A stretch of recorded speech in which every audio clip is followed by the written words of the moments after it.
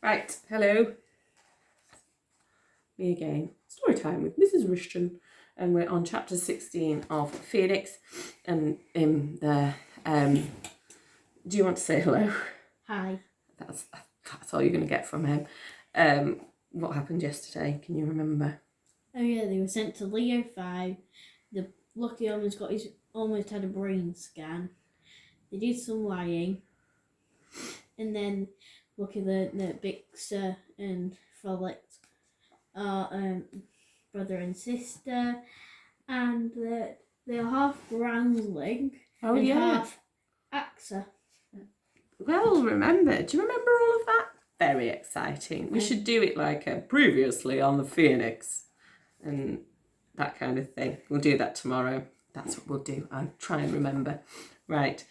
Chapter 16. They entered the caverns. Each one was crammed with stalls, extending far into the distance. They were wild with colours and sound. The air was thick with music, pulsing from speakers high above their heads.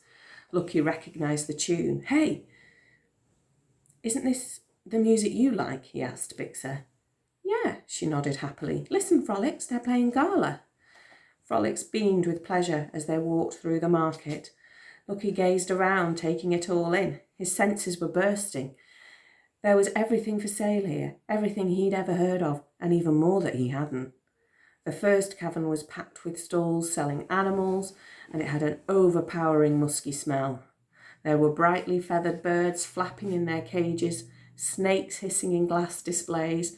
There were solemn-eyed leopards on leashes, and wolves curled up asleep. Next was full of stalls selling combat and security gear, rack after rack of body armour, ground blasters, cannon of every size, whips, chains, electro cuffs, tracking devices, surveillance cams, long-range comms, all open, all for sale.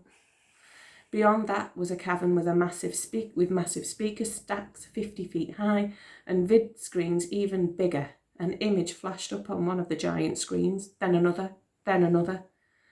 Lucky couldn't help staring at them. It was as if everything else melted away, because the image was of a handsome man with a moustache, dressed in a Starship Commander's uniform. The very same man whose vid pic Lucky had grown up looking at. He looked much older, and he wasn't smiling because AXA troopers in military uniforms were holding a gun to his head. But it was unquestionably him. Update on the hostages scrolled across the screens. The image changed to show the president of the human worlds addressing the galaxy from her office. Her voice rang out of the speakers. We have received this footage from Major Dashwood, commander of the government science ship, who is being held by alien forces beyond the space wall, she announced. We demand his immediate release, and that of all prisoners of war. We will not negotiate with alien wrongdoers. I vow to you I will personally bring them to justice, starting with their king. She continued talking, but Lucky's mind was whirling. Dashwood? So that was his real name, not Ashbourne.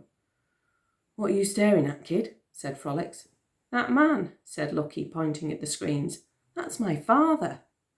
Frolics looked up and saw the broadcast. His expression darkened. Lucky couldn't stop staring. There he was at last, the centre of his hopes, the great space hero whose image had watched over his childhood and with whom he'd shared so many imaginary adventures. This was the man who Lucky believed would answer all his questions, the one person in the galaxy who could take care of him and make everything all right again. Yet it seemed his father was the one who needed help.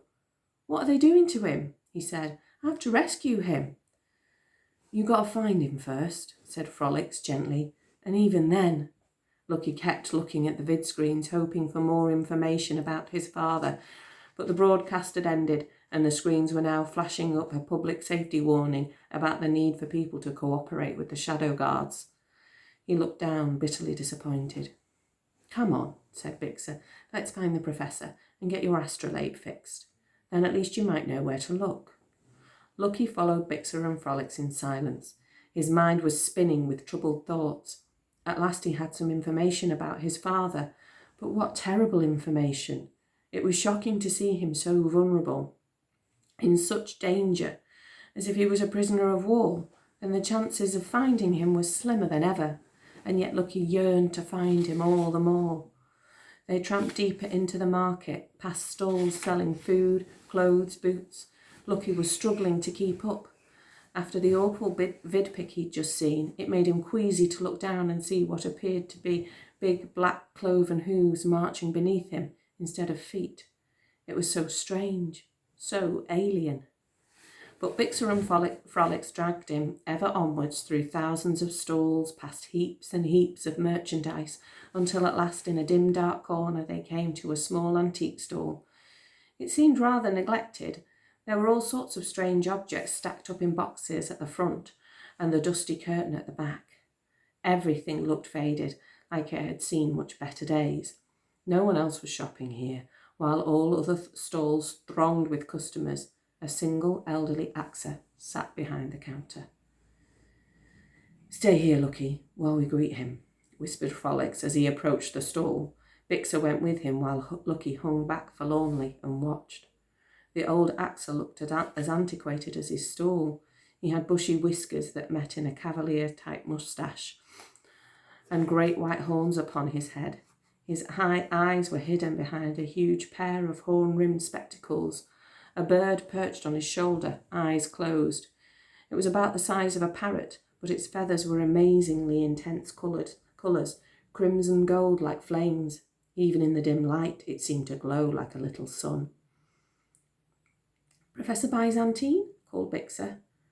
The old AXA looked up sharply. Peering over the top of his spectacles, he seemed confused for a second. Then a smile spread across his face. "Bixer Quicksilver?" he asked. "It's me," she grinned, needles blushing pink. "And do my eyes deceive me, or do I behold young Frolics?" The professor peered up at Frolics' huge bulk. "My goodness, you have grown." "Well, it's been 10 years, said Frolics, almost as shyly as they embraced the old man. The bird on his shoulder woke up. It flexed its wings and then turned to look at Lucky, who was still hanging back, feeling troubled. The bird blinked. It flew over to him and landed by his feet. Up close, its face looked old and wise, perhaps even ancient. It still seemed playful, though, and it started pecking his hooves. He bent down to stroke its feathers. They were soft to the touch and very warm. And then, as he stroked it, the bird opened its beak and spoke like a parrot. "Bazooka!" it chirped, as a little jet of fire flared out of his beak. It wasn't hot enough to hurt, but Lucky hadn't been expecting fire, or words for that matter, and he was startled. He jerked backwards and jumped into the stack of boxes at the front of the stall. The antiques teetered one way, then the other. "No!" gasped Lucky, and stuck his hands out to steady them. It was the worst thing he could have done. Boxes started tumbling down around him, first one box, then two, three, and then a rain of boxes, a shower cascading disastrously, faster and faster.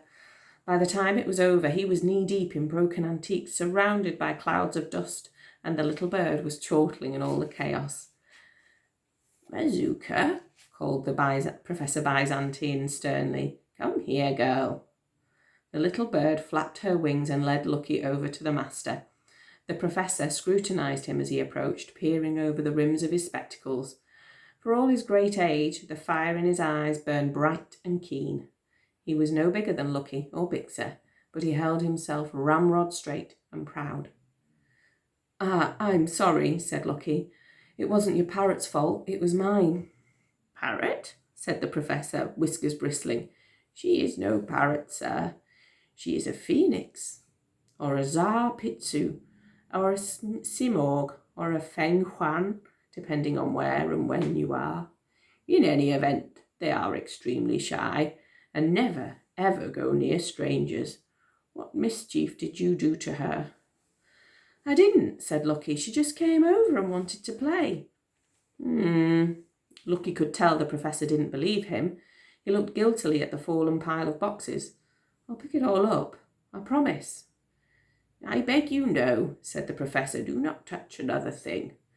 Frolics put a huge arm around Lucky. "Prof, this is Lucky," he said. "He's riding with us on the Sunfire. He's kind of clumsy, but he's a good kid, even though he's human under the disguise." "Human, is he?" muttered the Professor. "And why have you brought him here?" Lucky almost didn't dare speak, but this was what he'd come for. "I heard you might be able to help me with this," he said, pulling out the astrolabe. "It's broken." Professor Byzantine breathed sharply at the sight of it. There was no other sound. Even Bazooka was silent before the astrolabe. The Professor swiftly ushered them behind the curtain into the back of his stall, hidden from the market. He took the black disc of metal from Lucky very carefully, almost as if he was afraid of it. As he examined the inside-out dials, the 12 symbols around its circumference started to flicker with a faint silver light. The Professor murmured a phrase under his breath. The dials began to move. "Can you fix it?" said Lucky, amazed that the old Axa seemed able to operate it. Professor Byzantine ignored the question. All his attention was focused on the astrolabe. His face wrinkled with lines of fierce concentration as the black metal flickered under his fingertips, the dials moving faster and faster, pulsing and throbbing and blazing with light. And then the dials flipped right over, twisting and turning so they pointed inwards again, as they were meant to, as they had before. The Professor jerked his fingers away from the astrolabe as if it was scalding hot and thrust it back towards Lucky's hands, still without saying a single word. "So, is it fixed?" asked Lucky. "Can I use it now?" Professor Byzantine came right up to him, placed a hand on his cheek, and stared deep into his eyes. Lucky tried to hold the gaze, but the old Star Talker looked at him the same way Mystica had, openly, nakedly, reaching right into the centre of his brain. "Tell me this first," said the Professor. He pulled Lucky's face close to his own. "What happened to it? How did it get so tangled?" "I just asked it where my father was." You did this," said the Professor, "but you are too young to operate such a device." He stepped back a pace. "Who are you, truly?" At his words, something inside Lucky flared into life, a spark of power. It was rising up inside him. He couldn't stop it. His fingertips began to shine. "Tell me," demanded the Professor, "who are you, coming here with an astrolabe like this and such power inside you?" Lucky held up his hands. They were glowing, brighter and brighter. White light was spreading up his hands, up his wrists, into his forearms. Terror tightened his chest. Panic. What if I burst into flames again? The Professor clasped Lucky's shoulders. "Please, control yourself," he said. But the light was growing stronger, illuminating the dusty curtains and the fragile objects all around them, threatening to combust into scorching flame. Lucky's heart was racing. His mouth was dry. At the back of his throat he could taste something like sulphur rising up, filling his senses. "I can't control it," he cried. "It's too strong." "You are panicking," said the Professor. "Think of something that makes you happy, something that matters to you. Do it now." Lucky couldn't think straight. Excuse me. Lucky couldn't think straight. His mind was too full of fear. But right in front of him he saw Bixa staring at him with her silver eyes. And the fire subsided. Just a little.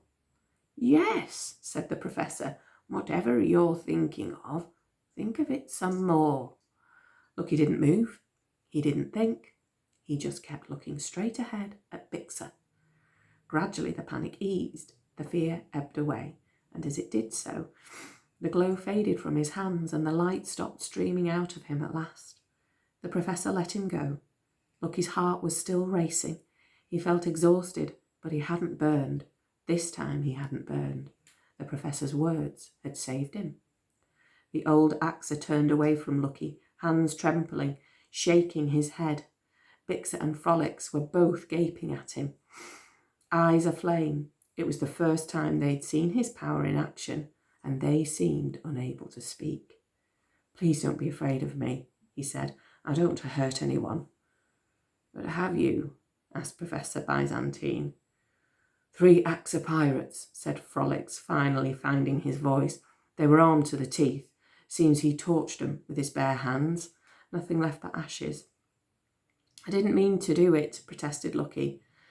Until you learn to control your power, said the professor, you will keep doing it, and worse. But how do I control it? It's so strong. It is not something separate from you, said the professor. It is part of you. It is you. Therefore, the only way to control it is to control yourself. If you panic, then of course it will overwhelm you. Try to keep it in balance. You must restrain your mind, your feelings, your body. He squinted at Lucky's hands. What else can you do other than kill people? I think maybe I can hear the stars sometimes. Mystica reckons he might be some kind of star talker, said Bixer quietly. The professor twisted his whiskers. What do you think, boy? I wish I could get rid of it, he groaned. I hate it. Professor Byzantine looked startled. Get rid of it? Our legends tell us that when people have such powers, it is always for a good reason. No, you must learn to use it. You must test it, see what it can do, discover its true purpose. But it hurts. When I burn, it hurts so much. Don't you understand? I understand one thing, said the professor. With such power in you, the day will come when you must choose what to do with it, whether you wish it or not. He nodded briskly. And on that day you will need mental strength, moral clarity, and above all, a proper understanding of who and what you are. But all I want to do is get my astrolabe fixed. Ah, yes, the astrolabe, mused the professor. That troubles me too. Where did you obtain it? It was my father's. He knows the truth about my power, and it's the only way I've got of finding him. Can you help me with it? The professor twisted his whiskers. Frolics, Bixer, he said after a moment. Is there room for one more passenger on the Sunfire? They glanced at each other, then nodded slowly. Actually, said Frolics, Mystica asked us to invite you. Splendid. Then I offer you this bargain, boy. I will come back to the ship with you. I will accompany you and assist you with the astrolabe, as you ask, and in return you will submit to my teaching. Teaching? Said Lucky, surprised. What teaching? As Star Talker of the past, I know certain things about your power and the legends that lie behind it. I can help you learn to use it, painful as that will undoubtedly be. He surveyed the ruins of his stall. Understand me. I will be travelling with you. I do not wish to travel with a human time bomb. So I will help you, but only if you submit to my teaching. His eyes glittered. Do we have an agreement? Lucky looked away, stomach churning. He couldn't face that terrible fire again. Whatever the professor claimed, he felt sure the power would overwhelm him next time. It would burn through his body and his brain, that scalding light, that scorching flame. It would destroy him and everything around him too. But his father was out there, in trouble, a prisoner. He needed Lucky's help, and if the professor really could teach him how to stop the fire... He looked at the astrolabe. It glimmered and shimmered and shone with starlight as if it was calling him on, pulling at some invisible cord inside him. All right, he replied, though he could hardly believe he was saying the words. If you'll really help me find my father, let's get back to the ship. Chapter 17 next. If I'd have known that old guy, Professor... God, I'm terrible with names. It begins with a B, that's all I know. You should know. You should listen intently. Byzantine. if I knew he was coming back to the Sunfire, I'd have given him a different voice. Why? I think he might sound a bit like Mystica. Never mind. We'll work it out when we get there. Right, I hope you enjoyed that. See you next time. Bye. You saying bye? Bye.